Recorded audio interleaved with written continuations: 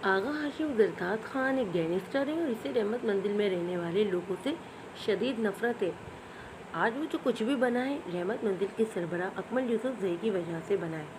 अकमल यूसुफ जई के बाप सकरीन यूसुफ पुलिस में एक आला ओहदे पर थे। जब उन्होंने तारिक भाग के बाप को पुलिस इनकाउंटर में मारा था, वो एक बहुत बड़ा दहशतगर्द था।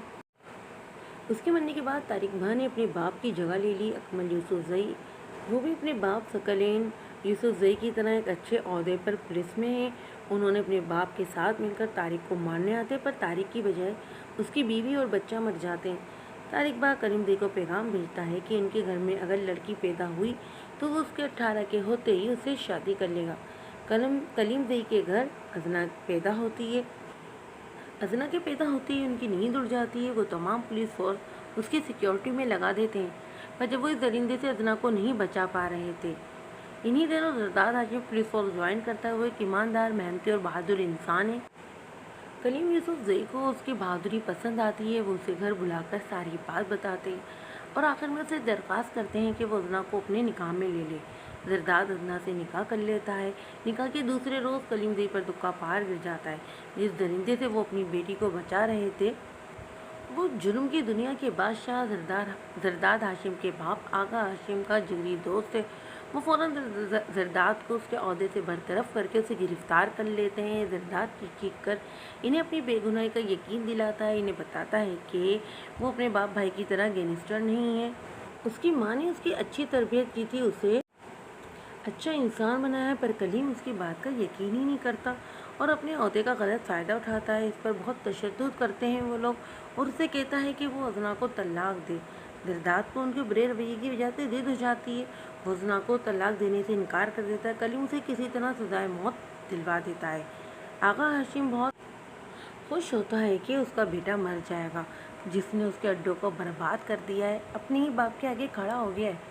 भरी दुनिया में कोई भी उसके लिए जुल्म के खिलाफ नहीं खड़ा था। वो बिल्कुल सना था, पर अल्लाह ने अपने बंदे को अकेला नहीं छोड़ा था। फांसी लगने वाले दिन जेल में आग लग जाती है। ज़रदाद जेल से फरार हो जाता है और वो अपने बाप से भी बड़ा डॉन बन जाता है और उसका बाप भी उसका सबसे बड़ा दुश्मन बन चुका है। तारिक बाप अजना को अपने साथ ले जाने के लिए इस पर हर तरह के हमले करवा रहा है।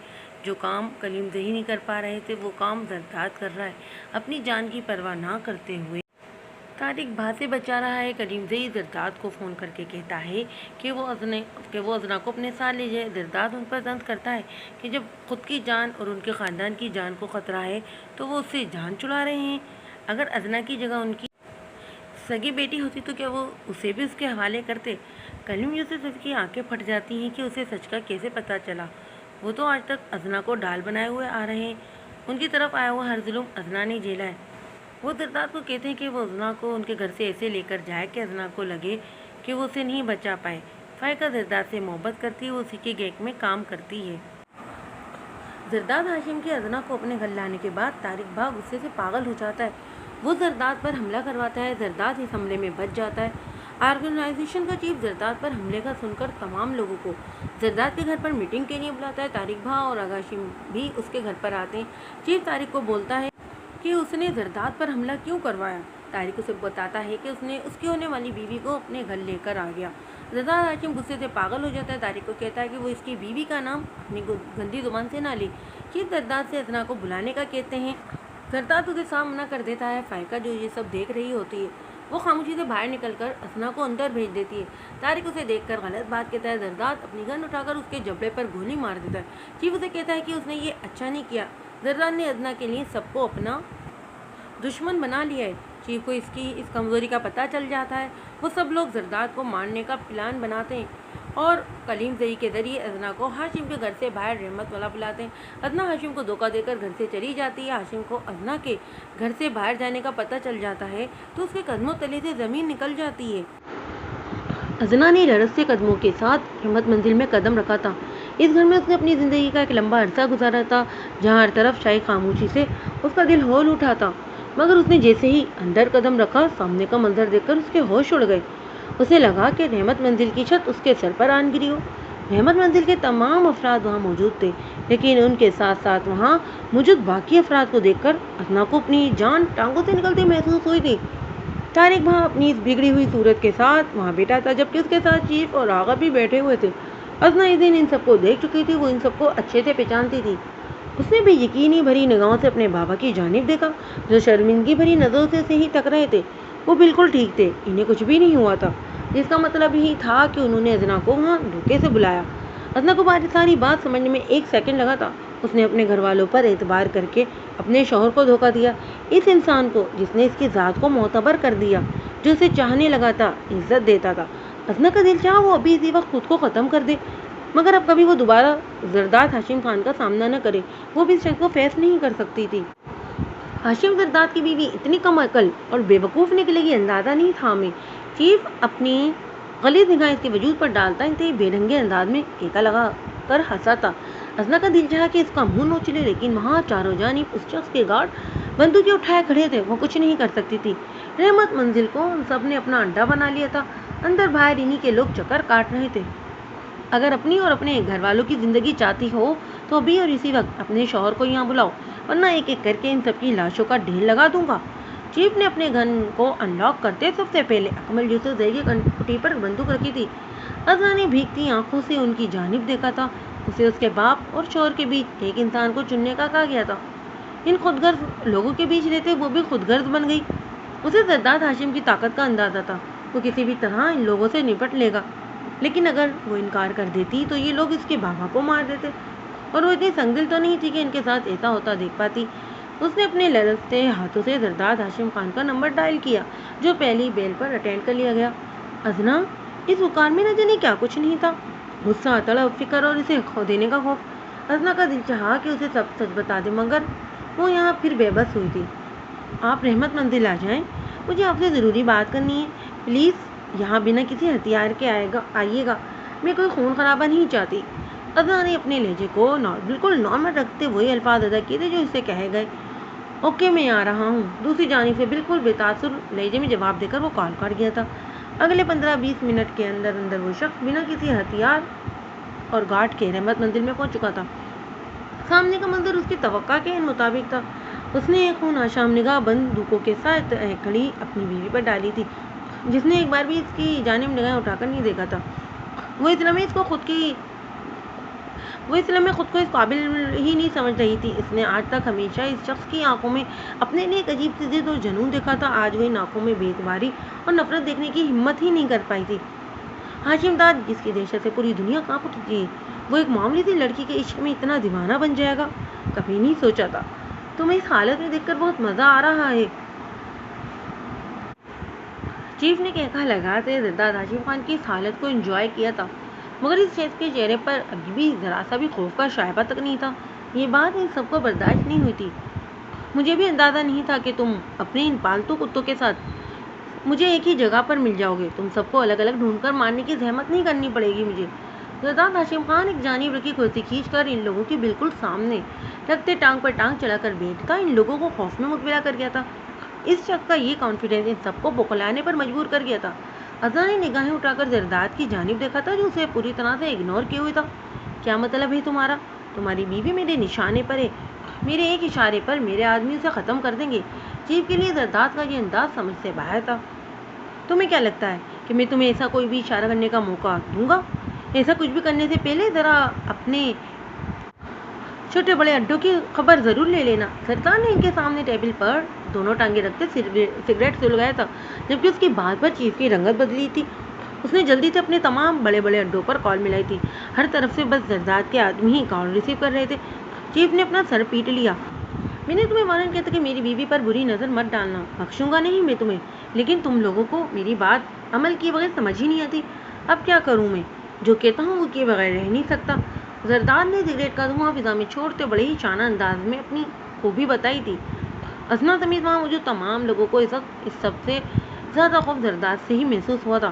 اکمل یوسف زئی کو محسوس ہو رہا تھا کہ اگر چیف نے ان سب کو چھوڑ بھی دیا تو زرداد انہیں کسی قیمت پر نہیں چھوڑنے والا۔ تمہاری بیوی کو بہت سال پہلے میں اپنی کھیل کہہ چکا تھا، تم نے میری طارق بھائی غصے سے بولنا چاہتا، مگر جو الفاظ اس نے ادا کیے تھے، ہاشم داد اگلے ہی لمحے اسے عبرت کا نشانہ بنا گیا تھا۔ اس نے اپنے اوپر گن تانے کھڑے گارڈ سے بندوق چھین کر طارق بھائی پر فائر کھول دی تھے، بنا رکے پورے میگزین اس پر خالی کرتے اس نے اس شخص کو بھون کر رکھ دیا تھا جس نے اپنے لفظوں سے اس کی بیوی کی بےحرمتی کی تھی۔ طارق بھائی کی یہ حالت دیکھنے لائق بھی نہیں بچی تھی، کسی کو بھی کچھ بھی سمجھنے کا موقع ہی نہیں ملا تھا۔ ازنا نے بے اختیار اپنے چہرے پر ہاتھ رکھ لیے۔ اس سے پہلے کہ وہ لوگ ازنا کو کچھ کرتے، زرداد کا اگلا شکار ازنا پر بندوق تانے کھڑے گارڈ بنے تھے۔ طارق بھائی کے بعد ان گارڈ کی حالت دیکھ کر بھی کسی میں اتنی ہمت ہی نہیں ہوئی تھی کہ ہاشم داد یا اس کی بیوی پر گن تاننے کی۔ وہ سب خوف سے ہتھیار گرا گئے تھے۔ چیف اچھے سے سمجھ گیا تھا کہ اس نے ہاشم زرداد کو للکار کر کتنی بڑی غلطی کر دی۔ اسے پہلے کہ ہاشم داد اسے بھی اپنا شکار بناتا، چیف نے تیزی سے ازنا تک پہنچنے کی کوشش کی تھی۔ وہ ہاشم داد کا دھیان بٹا کر ازنا کو وہاں سے اٹھا کر بھاگنا چاہتا تھا۔ ازنا چیف کو اپنے اتنے قریب دیکھ کر چیخی تھی۔ اسی لمحے زرداد نے پلٹ کر ازنا کی جانب دیکھا، اس سے پہلے کہ چیف ازنا کو ہاتھ بھی لگاتا۔ زرداد نے چیف کو بھی اس کی مہلت نہیں دی۔ وہ بھول چکا تھا کہ یہ شخص ان کی آرگنائزیشن کا لیڈر تھا۔ ازنا کے سامنے اسے آج کچھ نظر ہی کہاں آ رہا تھا۔ زرداد نے چیف کو بھی ختم کرنے میں ایک پل لگایا۔ چیف اپنے سینے پر ہاتھ رکھے بے یقینی سے زرداد کی جانب دیکھتا وہیں ڈھیر ہو گیا تھا۔ آگا جو کب سے اپنے بیٹے کے لگائے اس خونی تماشے کو دیکھ رہا تھا، اس نے دروازے تک پہنچتے مکرہ نگاہوں سے ازنا کی جانب دیکھا۔ وہ بہت اچھے سے سمجھ گیا تھا کہ یہ لڑکی اس کے بیٹے کے لیے کتنی اہم تھی۔ اگر وہ اسے ختم کر دیتا تو ہاشم داد نے خود ہی ختم ہو جانا تھا۔ آغا نے ازنا پر نشانہ باندھا۔ زرداد نوریز اپنے باپ کی ہر چیز پر نظر رکھے تو اس کی یہ حرکت دیکھ کر زرداد کو جانب متوجہ کر گیا۔ ازنا زرداد سے چند قدموں کے فاصلے پر تھی۔ اس لڑکی نے اسے بہت زیادہ ہرٹ کیا تھا، اسے دھوکے سے یہاں بلایا تھا، اس پر آج بھی اپنے گھر والوں کو ترجیح کی تھی اور بہرحیم اسے کہتی آئی تھی، لیکن اس نے تو اس لڑکی کو پورے دل سے چاہا تھا۔ وہ اپنی زندگی تو ختم کر سکتا تھا لیکن ازنا کو کچھ نہیں ہونے دے سکتا۔ زرداد آگے بڑھا تھا، ازنا کو کھینچ کر اپنے سینے میں بھی تو اس کے حصے کی ساری گولیاں اپنے وجود پر کھا گیا تھا۔ زرداد ازنا نے تڑپ کر اس کے لہولان ہوتے وجود کی جانب دیکھا تھا۔ آغا نے بے یقینی سے سامنے کا منظر دیکھا۔ اسے اس بات کا اندازہ نہیں تھا کہ زرداد ایسا کچھ کرے گا۔ نوریز کو اپنی جانب دیکھتا پا کر وہ وہاں سے بھاگ نکلا۔ ازنا کے گرد موجود زرداد کی گرد ڈھیلی پڑ گئی تھی اور اگلے ہی لمحے وہ کھڑے کر سے زمین بوس ہوا تھا۔ ازنا منہ پر ہاتھ رکھے پھٹی پھٹی آنکھوں سے خون میں لثبث زرداد کو دیکھ رہی تھی۔ نہیں نہیں، آپ کو کچھ نہیں ہو سکتا زرداد، میں مر جاؤں گی آپ کے بغیر، کچھ نہیں ہونا آپ کو۔ ازنا اس کا سر اپنی گود میں رکھے چلائے جا رہی تھی۔ اسے زرداد کی بند آنکھیں دیکھ کر اپنی زندگی اندھیر ہوتی محسوس ہوئی تھی۔ ہاسپٹل کی آئی سی یو میں اس کی ہلکی ہلکی سسکیاں گونج رہی تھیں۔ وہ مشینوں میں جکڑے شخص کا ہاتھ مضبوطی سے تھامے ہوئی تھی جس کی زندگی آہستہ آہستہ اس کے ہاتھوں سے پھسل رہی تھی۔ وہ رو رہی تھی، تڑپ رہی تھی، اپنے رب سے اس شخص کی زندگی کی فریاد کر رہی تھی جو آج تک اسے اس سے ہی مانگتے ہوئے آیا تھا، اور وہ نہایت ہی بے دردی کے ساتھ اس کا بڑھا ہوا ہاتھ دھتکار دیتی تھی، اور آج وہ اس شخص کو پکار رہی تھی، اس سے اس کی محبت کی بھیک مانگ رہی تھی، اس محبت کی بھیک جس محبت کو وہ ہمیشہ ٹھکراتی ہوئی آئی تھی۔ وہ ہمیشہ سے اپنی ذات کو پیچھے رکھ کر بس اس کی خاطر ہی تو سب کچھ کرتا آیا تھا۔ آج اس کی زندگی بچاتے بچاتے اس نے اپنی جان اپنے عشق کے آگے قربان کر دی تھی، اور وہ لڑکی اگر آج بھی اس مرے ہوئے شخص کی محبت کا یقین نہ کرتی تو اس سے بڑا سنگدل کوئی نہیں تھا۔ وہ شخص اس کی آنکھوں میں ذرا سا آنسو بھی نہیں دیکھ سکتا تھا۔ آج وہ اس سے ایسا خفا ہوا تھا کہ اس کی آنکھوں میں آنسو کو دیکھ ہی نہیں پایا۔ اس کا ہاتھ مضبوطی سے جکڑے بیٹھی تھی۔ ڈاکٹر اسے کئی بار باہر جانے کا بول چکے تھے مگر وہ ڈھیٹ بنی وہیں بیٹھی ہوئی تھی۔ نہیں، میں انہیں چھوڑ کر کہیں نہیں جاؤں گی۔ وہ اس شخص کا ہاتھ اپنے بے جان مضبوط ہاتھوں سے تھامے اٹھے تو لگائی تھی۔ کیوں؟ انہیں یہاں تک پہنچا کر آپ کو سکون نہیں ملا؟ جب ڈاکٹر کو ان کا کام کرنے سے روک کر آپ پوری طرح سے ان کی جان لینا چاہتی ہیں، کیوں کرتی ہیں اتنی نفرت آپ ان سے؟ صرف اس وجہ سے کہ وہ بہت زیادہ محبت کرتے تھے آپ سے؟ کوئی اتنا پتھر دل اور ظالم کیسے ہو سکتا ہے جتنی پتھر دل آپ ہیں؟ کاش آپ ان کی زندگی میں کبھی نہ آئی ہوتی، کاش انہوں نے کبھی آپ پر بھروسہ نہ کیا ہوتا۔ سامنے کھڑی لڑکی بھی تو اس شخص کی دیوانی تھی جو بستر پر بے سود پڑا تھا۔ اس کی طلب بھی ویسی ہی تھی مگر وہ شخص اس وقت کسی کی بھی پکار نہیں سن رہا تھا۔ اسے روم سے نکال دیا گیا تھا۔ اس کے ہاتھ سے وہ مضبوط ہتھیلی چھوٹ گئی تھی جس نے آج تک کبھی اسے گرنے نہیں دیا تھا، جو ہر بار اس کے لڑکھڑانے سے پہلے اسے تھام لیا کرتا تھا۔ وہ آئی سی یو سے باہر آ کر زمین پر گرتی پھٹ پھٹ کر رو دی تھی۔ کیوں کیا میں نے یہ سب؟ کیوں دھوکہ دیا میں نے اسے؟ مجھے مر جانا چاہیے تھا۔ میرے حصے کی گولیاں اس نے کیوں اپنے سینے پر کھائیں؟ کوئی کسی سے اتنی محبت کیسے کر سکتا ہے جتنی تم مجھ سے کرتے ہو؟ نہیں تھی میں تمہاری محبت کے قابل۔ وہ چیخوں سے روتی، چوڑیوں سے بھری اپنی کلائیوں کو زمین پر مارتی انہیں لہولہان کر گئی تھی۔ کب سے آنسو بھری آنکھوں سے اس کی یہ تکلیف دیکھتے اس کے گھر والے اسے خود کو نقصان پہنچاتے دیکھ کر آگے بڑھے تھے۔ میرے قریب مت آئیے گا آپ لوگ، دور رہیں مجھ سے، آپ تو ذمہ دار ہی میری تکلیف کے۔ انہیں اپنے قریب آتے دیکھ کر اس نے ہاتھ اٹھا کر ان سب کو فاصلے پر ہی روک دیا تھا۔ اس وقت وہ ایک بیٹی نہیں بلکہ ایک بیوی کے روپ میں تھی۔ جسے دھوکے کے تحت اس کے شوہر کو چھیننے کی کوشش کی گئی تھی۔ اس کی زندگی برباد کرنے والے اس کی خوشیوں کے قاتل کوئی اور نہیں بلکہ اس کے اپنے سب سے قریبی رشتے تھے جن پر وہ انتہا اعتبار کرتی تھی۔ وہ آج تک اس شخص کا دل توڑتی ہوئی آئی تھی، آج اس کا دل بہت بری طرح ٹوٹ چکا تھا۔ جسے جوڑنے والا اس سے روٹ چکا تھا، شاید کبھی اس کی زندگی میں واپس نہ آنے کے لیے۔ اس کے کانوں میں اس شخص کے آخری الفاظ گونج رہے تھے جو اسے مزید اذیت میں مبتلا کر گئے۔ آج زندگی میں پہلی بار کسی سے دھوکہ کھایا ہے۔ مجھے اندازہ ہی نہیں ہو سکا کہ تم مجھ سے اس قدر نفرت کرتی ہو۔ میں تو اسی دھوکے میں جیتا رہا کہ تمہیں مجھ سے محبت ہے۔ مجھے ایسی زندگی ہی نہیں چاہیے جہاں مجھے تمہاری نفرت سہنی پڑے۔ میں مر جانا چاہتا ہوں، دعا کرنا میں مر جاؤں۔ اگر میں زندہ بچ گیا تو تمہیں جینے نہیں دوں گا۔ نفرت کیسے کی اور نبھائی جاتی ہے بہت اچھے سے سکھاؤں گا تمہیں۔ اس کے کانوں میں اب بھی وہی الفاظ گونج رہے تھے، میں آپ کی نفرت برداشت کرنے کے لیے تیار ہوں، پلیز ایک بار لوٹ آئیں، آپ کی دی ہوئی سزا برداشت کر لوں گی میں، مگر خدا کے لیے مجھے یہ چھوڑ کر مت جائیں۔ اس لڑکی کی طرف کسی طور کم ہونے کا نام ہی نہیں لے رہی تھی۔ وہ زمین پر بیٹھی اپنے حال سے بے حال تھی۔ جب ICU کا دروازہ کھلا تھا، ڈاکٹر کا سنجیدہ چہرہ اور خاموش آنکھیں دیکھ کر اس کے دل کو خوش ہوا تھا۔ اس سے پہلے کہ ڈاکٹر کچھ بولتے وہ خود میں مزید برداشت کرنے کی ہمت نہیں رکھ پائی تھی اور ڈاکٹر کے الفاظ سننے سے پہلے ہی لہرا کر زمین بوس ہوئی تھی۔ اس کے گھر والے اس کی حالت دیکھ کر ان کا دل چیر چکا تھا۔ انہوں نے ایسا تو کبھی نہیں چاہا تھا جیسا ہو چکا تھا، مگر پچھتانے کے سوا ان کے پاس کوئی چارہ نہیں تھا۔ وہ اپنی بیٹی کو اس شخص سے دور کرنا چاہتے تھے، مگر وہ انہی سے دور ہو گئی تھی۔ ڈاکٹر کے مطابق وہ لوگ زرداد کو بچانے میں ناکام ہو گئے تھے۔ یہ خبر ادنا پر قیامت بن کر ٹوٹی تھی۔ وہ پورے 10 دن بے ہوشی رہی تھی۔ ہوش میں آنے کے بعد وہ کتنے ہی دن اپنے حواسوں میں نہیں آئی تھی۔ اس کی حالت بہت زیادہ خراب تھی۔ وہ زرداد کا آخری دیدار بھی نہیں کر پائی۔ اس نے 2 بار خود کو ختم کرنے کی کوشش کی تھی، اس لیے ہر وقت اس کے پاس کوئی نہ کوئی موجود رہتا تھا۔ رحمت منزل والوں میں سے کوئی بھی خود کو ادنا سے نگاہ ملانے کے قابل نہیں سمجھ پا رہا تھا۔ وہ سب اس کا بہت زیادہ خیال رکھ رہے تھے، لیکن ادنا نے ان میں سے کسی سے بھی کوئی بات نہیں کی تھی۔ وہ اس گھر سے ہی چلے جانا چاہتی تھی۔ یہ لوگ اس کی بربادی کے ذمہ دار تھے۔ اس کو دنیا کے ہر انسان سے شدید نفرت محسوس ہو رہی تھی۔ اسے صرف اور صرف زرداد ہاشم خان ہی چاہیے تھا۔ اسے زیادہ تر نیند کی دوا دے کر سلا دیا جاتا تھا، کیونکہ وہ جب بھی ہوش میں آتی رو رو کر اپنی حالت خراب کر دیتی تھی۔ زرداد جاتے جاتے اس کی ساری مشکلات کا خاتمہ کر گیا تھا۔ اس نے اس کے سارے ہی دشمنوں کو مار دیا تھا۔ نہ تو اس کے سر پر طارق باغ کے خطرے کی تلوار لٹک رہی تھی اور نہ ہی کسی قسم کی کوئی قید، لیکن اب وہ خود ہی اپنی زندگی سے تنگ آ گئی تھی۔ ابھی کچھ دیر پہلے وہ اٹھی تھی۔ وہ ٹھیک سے کھانا نہ کھانے کی وجہ سے بہت زیادہ کمزور ہو چکی تھی، مگر اسے اپنی پرواہ ہی تھی ہی کہاں۔ ادنا گھٹنوں میں سر دیے بیٹھی آنسو بہا رہی تھی۔ جب اسے دروازہ کھلنے اور بند ہونے کی آواز آئی، ادنا نے چہرہ اوپر اٹھا کر دیکھنے کی زحمت نہیں کی۔ کیسی ہے میری بیٹی؟ نسیمہ بیگم کی مہربان خدمات پر ادنا نے جھٹکے سے سر اٹھایا تھا۔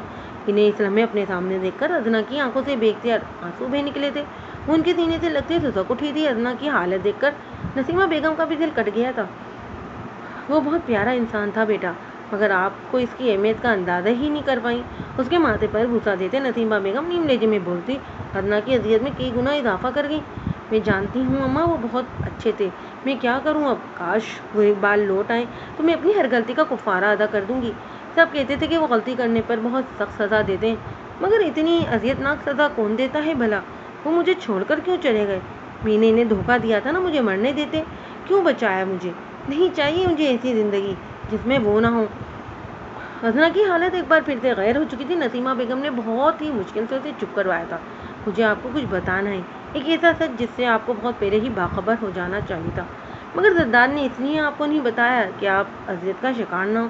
انہیں اس بات کا اندازہ نہیں تھا کہ یہ سچ آپ کو نہ بتانا زرداد کی زندگی چھین لے گا۔ نسیمہ بیگم کی بات پر ادنا گمسم بیٹھی انہیں دیکھتی رہ گئی تھی۔ جب نسیمہ بیگم نے ادنا کو اکمل یوسف زئی کی اصل اولاد سے لے کر زرداد سے اس کی نکاح تک کی ساری سچائی بتا دی تھی، ادنا پھٹی پھٹی آنکھوں سے کتنے ہی لمحے انہیں تکے گئی تھی۔ جن لوگوں کو وہ مما پاپا کہہ کر پکارتی آئی تھی، وہی لوگ اتنے سالوں سے اسے دھوکے میں رکھے ہوئے تھے۔ وہ اپنی اولاد کو بچانے کی خاطر اسے ڈھال کی طرح استعمال کرتے ہوئے آئے تھے، جبکہ وہ اتنے سالوں سے اسی خود عزتی کا شکار رہی تھی کہ وہ ان سب لوگوں کے لیے مصیبت کا باعث تھی۔ اور زرداد پہلے ایسا نہیں تھا۔ اس کے اپنے گھر والے زرداد کے کتنے بھی قصوروار تھے۔ ادنا کو لگا اس کا دل رک جائے گا۔ رحمت منزل والے بھی تو ابھی اس کے تھے ہی نہیں۔ اس کا اپنا تو بس ایک ہی شخص تھا جو اس کے قاتل لڑتے لڑتے اپنا آپ ہار گیا۔ ادنا کی تکلیف کئی گنا بڑھ گئی۔ زرداد کے فادر اور یہ سب دشمنی، ادنا کو اچانک خیال آیا تھا کہ زرداد کے بابا بھی تو اسی کے دشمنوں میں شامل ہو کر اپنے ہی بیٹے کے دشمن بنے ہوئے تھے۔ اس کے سوال پر نسیمہ بیگم کے چہرے پر ایک سایہ سا لے رہا تھا۔ آغا ہاشم شروع سے ہی کالے دندوں میں ملوث رہا تھا۔ اس نے اپنی چچا زاد کزن نرمین سے زبردستی نکاح کیا تھا، جو ایک بہت ہی پرہیزگار اور نیک لڑکی تھی جس نے آغا کی یہ خطا بھی معاف کر کے اسے دل سے اپنانے کی کوشش کی تھی، مگر آغا اپنی حرکتوں سے باز نہیں آیا تھا۔ ایک دن نرمین کے منع کرنے کے باوجود وہ اسے اپنے ساتھ ایک پارٹی میں لے گیا جہاں اس کے باس کی نظر نرمین کے باپردہ حسن پر پڑی تھی۔ ان دنوں زرداد 7 سال کا تھا جبکہ نورش 2 سال کا۔ زرداد اپنے باپ کی فطرت سے اچھی طرح واقف تھا۔ اس کے گھر کے ماحول نے اسے وقت سے پہلے سمجھدار بنا دیا تھا۔ وہ اپنی ماں کو اس عذاب سے نکالنا چاہتا تھا، مگر جس عمر میں وہ تھا اپنے باپ سے ٹکر نہیں لے سکتا تھا۔ آغا کے باس نے اسے بلا کر ایک رات کے لیے نرمین جو اپنے پاس بھیجنے کا کہا، جس کے بدلے وہ اسے اپنی آرگنائزیشن کا لیڈر بنانے کا وعدہ کر گیا۔ یہ بات سن کر آغا کی لال ٹپک پڑی۔ اسے اتنی آسانی سے اتنی بڑی پاور مل رہی تھی، اور بھلا کیا چاہیے تھا اسے؟ اس نے گھر آ کر نرمین کو یہی سب بتایا اور کہا کہ وہ وہاں جانے کے لیے تیار ہو جائے۔ جو سنتے ہی نرمین نے اپنی بدبختی پر آنسو بہاتے جانے سے صاف انکار کر دیا، لیکن آغا اپنی درندگی سے باز نہیں آیا۔ اس نے اس بات کے لیے نرمین کو بہت مارا اور انہیں زبردستی وہاں اٹھا کر لے جانے کا حکم دیا۔ زرداد ان دونوں اپنی نانی کے پاس گیا ہوا تھا۔ اسے اپنی ماں پر ہوئے ظلم کا بالکل بھی اندازہ نہیں تھا، مگر جیسے ہی اگلے دن وہ گھر پہنچا وہاں اس کے لیے قیامت ٹوٹ چکی تھی۔ اس کی ماں نے اپنی عزت بچانے کی خاطر خودکشی کر لی تھی۔ وہ عورت جو ہمیشہ اسے دین اسلام کی راہ چلنے کی تلقین کرتی آئی تھی، وہ بے بسی کی انتہا پر چھو تھے اور کوئی چارہ نہ پاتے اپنی عزت کی خاطر خود کو ختم کر گئی تھی۔ زرداد کے لیے یہ ایک بہت بڑا صدمہ تھا۔ اسے کسی صورت یہ یقین ہی نہیں آ رہا تھا کہ اس کی ماں ایسا کوئی عمل کر سکتی ہے۔ آغا نے مرنے کے بعد بھی اس بدقسمت کو نہیں بخشا۔ اس نے نرمین کی ماں اور بیٹیوں کو یہی بتایا کہ نرمین کے کسی غیر مرد کے ساتھ ناجائز تعلقات تھے، وہی سامنے آنے پر اتنے خوفزدہ ہوتے خودکشی کر لی۔ زرداد یہ بات ماننے کو بالکل بھی تیار نہیں تھا۔ اس نے نسیمہ بیگم سے اس بارے میں پوچھا، جنہوں نے اسے اس کی ماں کی پاک دامنی کے بارے میں سب سچ بتا دیا۔ زرداد کو تو پہلے ہی اپنے باپ سے نفرت تھی، مگر اس دن کے بعد تو وہ اپنے باپ کو سزا دینے کا فیصلہ کر گیا تھا۔ آغا چاہتا تھا کہ اس کے دونوں بیٹے اس کے نقش قدم پر چلیں، مگر زرداد اپنی ماں کی خواہش پر عمل کرتے پولیس فورس جوائن کرنا چاہتا تھا تاکہ اپنے باپ اور اس جیسے ظالم لوگوں کو ان کے انجام تک پہنچا سکے۔ زرداد اپنے باپ کو چھوڑ کر اپنی نانی کے ساتھ رہنے لگا۔ اس نے نورش کو بھی اپنے ساتھ لانے کی بہت کوشش کی، مگر آغا نے نورش کے دل میں اس کی ماں اور زرداد کے لیے ایسی نفرت بھری کہ وہ زرداد سے ملنا بھی چھوڑ گیا تھا۔ زرداد نے پولیس فورس جوائن کی تھی۔ یہاں تک پہنچنے کے لیے اس نے بہت محنت کی تھی، مگر یہاں بھی اس کے باپ کے نام نے اسے رسوا کر دیا۔ رہی صحیح کسر منزل رحمت والوں نے پوری کر دی۔ اکمل یوسف زئی نے زرداد کے خلاف وہ کیس بنائے تھے کہ زرداد کے گمان میں بھی نہیں تھا۔ اس سب کے بعد ہی زرداد نے ہاشم داد بن کر ان سب لوگوں کی زندگیاں برباد کرنے کا فیصلہ کیا جو اس کی زندگی میں اذیت کا باعث تھے۔ زرداد کی زندگی کے بارے میں سن کر ادنا پوری طرح سے ڈھہ گئی۔ وہ تو آج تک خود کو مظلوم کہتی آئی تھی۔ اسے لگا تھا کہ اسی پر ہی اس کی زندگی تنگ کی گئی ہے، مگر جو کچھ زرداد کے ساتھ ہوا تھا وہ سن کر تو ادنا کا دل کانپ اٹھا تھا۔ نسیمہ بیگم کب کی وہاں سے جا چکی تھی، مگر ادنا کے لیے تو اذیت کا ایک نیا باب کھل چکا تھا۔ کہیں نہ کہیں زرداد کی مجرم وہی تھی۔ اگر زرداد کے ساتھ اس کا نکاح نہ ہوتا تو اس کے گھر والے زرداد کے ساتھ یہ سب بھی نہ کرتے۔ ادنا روتی ہوئی وہیں پر بیٹھ گئی۔ اس کی نگاہوں میں زرداد کے ساتھ گزرے لمحے کسی فلم کی طرح چل رہے تھے۔ ایک بار اس شخص واپس لوٹ آتا تو وہ اپنی ہر غلطی کا ازالہ کر لیتی اور دوبارہ کبھی اس سے خود سے دور نہ جانے دیتی۔ اس وقت بھی وہ اٹھ کر بے چینی کی انتہا پر پہنچ کر ٹیرس پر آن کھڑی ہوئی تھی۔ اتنے دنوں سے اس نے اپنے بالوں میں کنگھی تک نہیں کی تھی۔ اس نے اپنا حلیہ انتہائی رف بنا رکھا تھا۔ گھر کے کسی بھی فرد کو وہ اپنے قریب بھی نہیں بھٹکنے دیتی تھی۔ اس وقت بھی وہ اپنے بالوں کو ایسے ہی کیچڑ میں کیس کیے ٹیرس میں سامنے کھڑی روڈ پر چھائی تاریکی کو گھور رہی تھی۔ شاید لائٹ گئی ہوئی تھی، اس وجہ سے باہر اندھیرا چھایا ہوا تھا۔ گھر میں آٹومیٹک جنریٹر ہونے کی وجہ سے لائٹ جانے کا تو پتہ ہی نہیں چلتا تھا۔ ادنا پلٹنے لگی تھی جب اسے لگا کہ جیسے روڈ پر کوئی شخص کھڑا اسے دیکھ رہا ہے۔ ادنا گھبرا کر پلٹی تھی۔ وہاں واقعی کوئی موجود تھا، مگر ادنا اس کا چہرہ نہیں دیکھ پائی۔ وہ شخص وہاں کھڑا اسے ایسے ہی دیکھ رہا تھا۔ اس بات کا احساس ہوتے ہی ادنا نے گھبرا کر روم میں آ گئی۔ اس کے پورے وجود پر ایک خوف سا طاری ہو چکا تھا۔ کون تھا وہ شخص اور اسے ایسے کیوں دیکھ رہا تھا؟ اب تو اس کا محافظ بھی اس کے پاس نہیں تھا۔ ادنا کی آنکھوں سے آنسو ٹوٹ کر پھسلے تھے اور وہ اگلے ہی لمحے بیڈ پر گرتی پھوٹ پھوٹ کر رو دی تھی۔ مجھے کچھ سمجھ میں نہیں آ رہا ادنا سے اس بارے میں کیسے بات کریں۔ وہ تو ابھی بھی اس دکھ سے نہیں نکل پا رہی۔ بھابھی مجھے تو خود کچھ سمجھ نہیں آ رہی۔ اکمل آپ بھی بات کر لیں پھر ادنا سے۔ نبینہ بیگم نے فردوس بیگم اور باقی سب کی جانب بیچارگی سے دیکھتے اپنے شوہر کو مخاطب کیا تھا، جو خود بھی کچھ ایسا ہی چاہتے تھے۔ ٹھیک کہہ رہی ہے فردوس، ادنا کی عدت ختم ہو چکی ہے۔ اب ہمیں ادنا سے علیان کے حوالے سے بات کرنی چاہیے۔ مجھے نہیں لگتا کہ ادنا کو اس پر کوئی اعتراض ہوگا۔ اسے تو بلکہ خوش ہونا چاہیے کہ علیان جیسا لڑکا اسے اپنا رہا ہے۔ ویسے بھی وہ کب تک ایسے ہی یہاں بیٹھی رہے گی؟ ایک نہ ایک دن تو اسے رخصت ہونا ہی ہے۔ ہم کب تک ایسے ہی اس کی ذمہ داری اٹھاتے رہیں گے؟ اکمل یوسف زئی کی بات پر باہر سے گزرتی ادنا کے قدم ساکت ہوئے تھے۔ اسے ایک پل کے لیے بھی یقین نہیں آیا تھا کہ اس کے وہی بابا تھے جو کبھی اس پر اپنی محبت نچاور کرتے تھے، مگر اب ادنا کو دھیرے دھیرے ان لوگوں کی خود غرضی سمجھ آ رہی تھی۔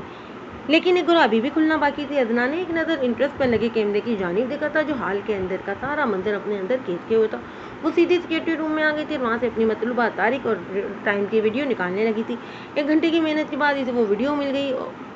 اسے یو ایس بی کی کاپی کرتے ادنا وہاں سے نکل آئی تھی۔ اپنے روم میں آتے اس نے لیپ ٹاپ اوپن کرتے ویڈیو کا کلپ آن کیا تھا۔ یہ دن کی ویڈیو تھی جب زرداد اسے یہاں سے لے کر گیا تھا۔ وہ دیکھنا چاہتی تھی کہ زرداد اسے کس راستے سے لے کر گیا تھا، مگر سامنے چلتا ویڈیو کلپ دیکھ کر ادنا سخت رہ گئی تھی۔ سامنے کا منظر اس کی سوچ کے مطابق تھا۔ زرداد اسے اس کے گھر والوں کے سامنے سے لے کر جا رہا تھا اور کسی نے اسے روکنے کی کیا آگے بڑھنے کی کوشش بھی نہیں کی۔ ادنا اذیت کے مارے اپنی آنکھیں سختی سے میچ گئی تھی جب اسی لمحے ہلکا سا ناک کرتے اکمل یوسف زئی اور روبینہ بیگم اندر داخل ہوتے۔ ادنا نے فوراً لیپ ٹاپ بند کر دیا تھا۔ کیسی ہے میری بیٹی؟ اس دن ادنا کو جھوٹ بول کر وہاں بلانے کے بعد سے اکمل صاحب اس سے نگاہیں چرا کر ہی بات کرتے تھے۔ وہ ابھی تک یہ نہیں جانتے تھے کہ ادنا اصل حقیقت سے واقف ہو چکی ہے۔ ادنا نے اس کی بات کا کوئی جواب نہیں دیا۔ وہ چہرہ جھکا کر خاموشی سے بیٹھی رہی تھی۔ اس کا چہرہ ہر احساس سے عاری تھا۔ ہمیں آپ سے ایک ضروری بات کرنی ہے۔ اکمل یوسف زئی اس کے انداز پر بے مشکل خود پر ضبط کرتے اب کی بار کا دل سرد لہجے میں سے مخاطب ہوئے تھے۔ آپ اپنے بھانجے سے میری شادی کروا کر اپنا بوجھ ختم کرنا چاہتے ہیں۔ میں سن چکی ہوں آپ کی باتیں۔ فکر مت کریں، میں مزید آپ سب پر بوجھ نہیں بنوں گی۔ میں نے اپنا بندوبست کر لیا ہے۔ کل میں اس گھر سے چلی جاؤں گی۔ ادنا ان کی بات کاٹتی دو ٹوک لہجے میں بولتی واش روم کی جانب بڑھ گئی تھی۔ ادنا بیٹا ایک بار عالیان کے حوالے سے سوچ۔ روبینہ بیگم نے کچھ بولنا چاہا جب ادنا نے پوری قوت سے واش روم کا دروازہ بند کرتی دروازے کے ساتھ لگتی پھوٹ پھوٹ کر رو دی تھی۔ اس کا دل اذیت سے پھٹا جا رہا تھا۔ عالیان کے ساتھ یہ سب لوگ اس کی شادی صرف اس لیے کرنا چاہتے تھے کیونکہ اس کی پہلی بیوی سے اولاد نہیں تھی۔ اس کی بیوی بانج تھی اور وہ لوگ اسے اپنے بھانجے کے لیے قربان کرنا چاہ رہے تھے تاکہ ان کے بھانجے کا بھی بھلا ہو جائے اور اس کے سر سے بھی ادنا نام کی ذمہ داری ہٹ جائے۔ مگر ادنا آپ کسی کو بھی زرداد کی جگہ نہیں دے سکتی تھی، عالیان کو تو بالکل بھی نہیں، جو پہلے اس کے زرداد کے نکاح میں ہونے کے باوجود اس پر بری نظر رکھے ہوئے تھا۔ لیکن ادنا اس بات سے بالکل انجان تھی کہ ابھی بھی اس کے آس پاس کوئی ایسا انسان تھا جس کے ایک ایک آنسو پر نظر رکھے ہوئے تھا اور بہت جلد اس سے ان آنسوؤں کی وجہ بننے والے تمام لوگوں سے اس کا حساب لینے کا ارادہ بھی رکھتا تھا۔ ادنا پورا دن روتی رہی تھی جس کی وجہ سے اس کا سر درد رات سے پھٹنے لگا تھا۔ وہ دوا لیتی بستر پر نان لیٹی تھی جس میں غنودگی کی وجہ سے اس کی کب آنکھ لگی اسے پتہ ہی نہیں چلا۔